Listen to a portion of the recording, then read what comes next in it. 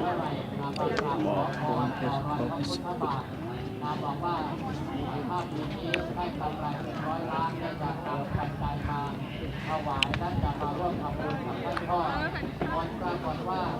ปีที่แล้วเนี่ยกำไรทะลุเป็น100 ล้านได้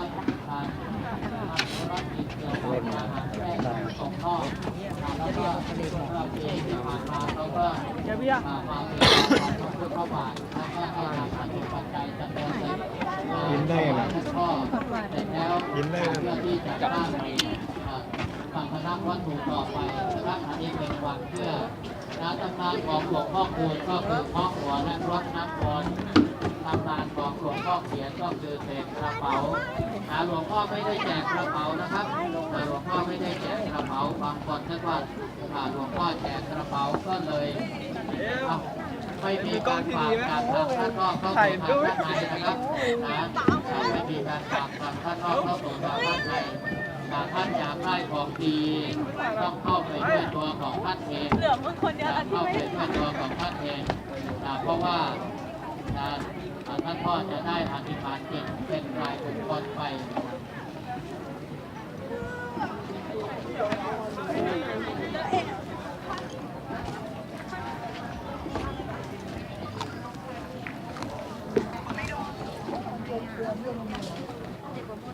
แล้วหนูอยู่ไหนเนี่ย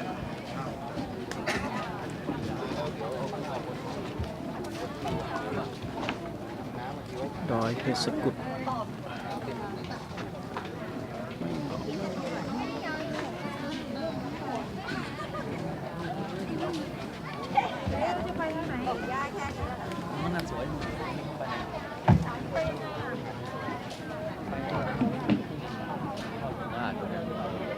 ถ่ายรูปให้พ่อทองหน่อยน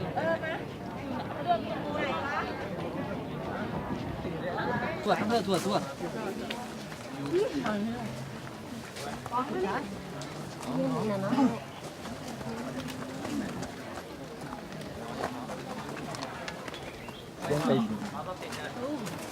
นี่อยู่ในสายฝนนะ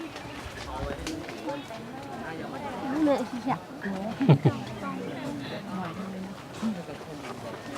แต่ถ้าเกิดต้องไปเขียนให้ดูนี่ไหนพ่อแม่ไปใช้วันนี้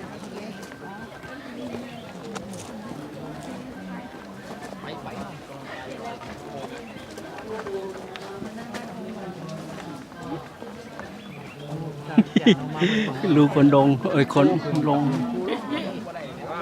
ใช่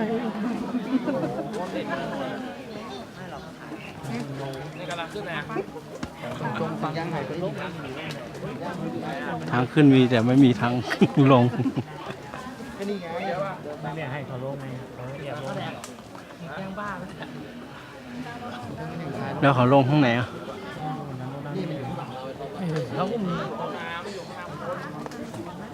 คิดใจ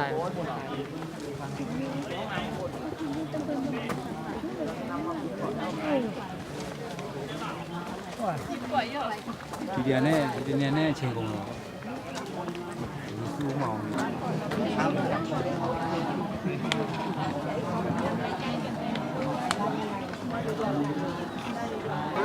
ต้องไปเอาเองบอกคือแมวบอกคือแมวคนมีเมียวหอมมันได้ขี่รถเหรอล่ะคนละขังเนี่ยอันนี้ไม่พี่พยา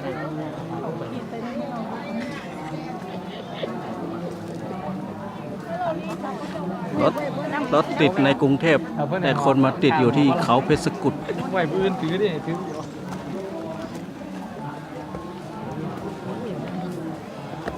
หลายคนหลายผู้บวมมีเตียงอะไรไปหมดไปถึงไงไม่กล้าไปเอาที่เราไว้ยาทางล่ม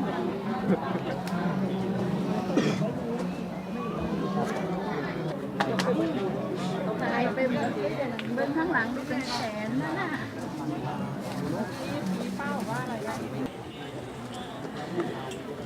ติดแม่ไม่ต้องกันแม่ดอกแม่บ่หอนไงดอกกันแม่ไปจะไปติดไฟแดงต้นกว่าโอ้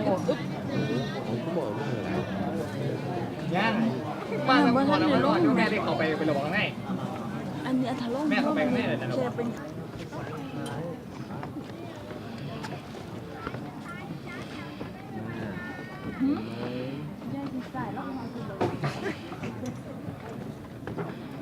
ใส่อะไรละเกี้ยวหนังเลย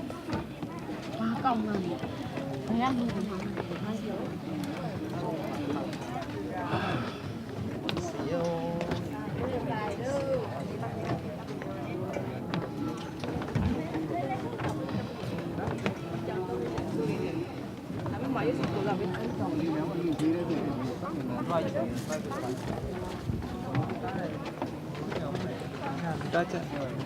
ถ่ายแบบไม่เป็นพร้อมยังเต็มหน้าจอเลย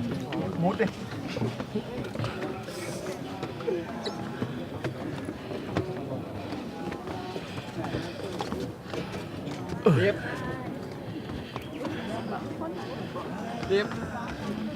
ในที่สุดก็ขึ้นมาถึงจุดสูงสุด อันนี้ทรมานสุด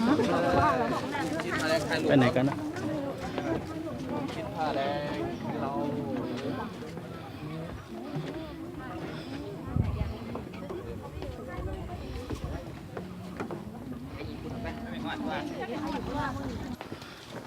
ตรงนี้โล่งเลย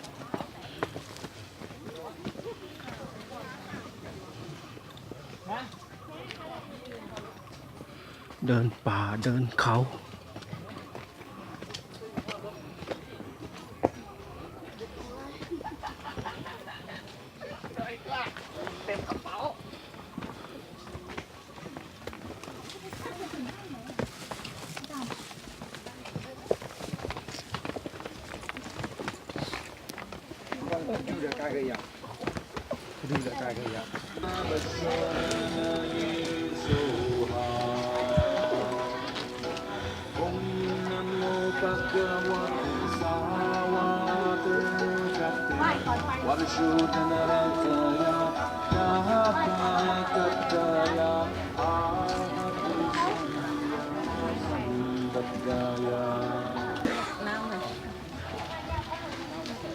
โยถ่ายรูปมันยัง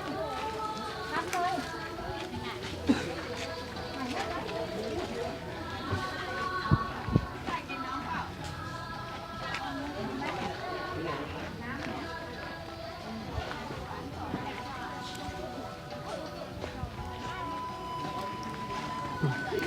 ขอลมหายใจดีกว่า